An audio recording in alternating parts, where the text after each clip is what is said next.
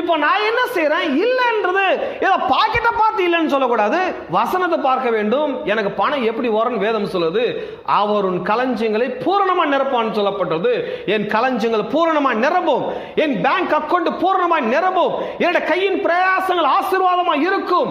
நான் வாளாய் இராமல் தலையாய் இருப்பேன், கீழாய் இராமல் மேலாய் இருப்பேன். என்னங்க வர வர டிக்ரீஸ் ஆயிட்டே போறீங்க, எப்படி மேல வருவீங்க? வர வர நீங்க தெருவுக்கு போறீங்க, எப்படி நல்லா இருப்பீங்க?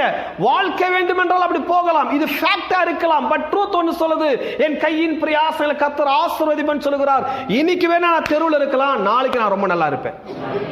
இன்னைக்கு வேணா நான் சுகவீனமா இருக்கலாம், நாளைக்கு நான் சுகத்தை பெறுவேன். இன்னைக்கு வேணா நான் என் வாழ்க்கையில ரொம்ப நாசமோசம் நடந்து கொண்டிருக்கலாம், நாளைக்கு எனக்கு நல்லது நிச்சயமா நடக்கும். எதை வச்சு சொல்ற? ஜோசியம் பார்த்து சொல்றியா? நான் ஜோசியத்தை பார்த்து சொல்றேன். வேத வசனம் சொல்லுது. வசனம் சொன்னா ஜோசியத்தை விட ரொம்ப வளமையானது. இது எத்தனை நம்புறீங்க? இது வானத்தையும் பூமியும் உண்டாக்குற சர்வ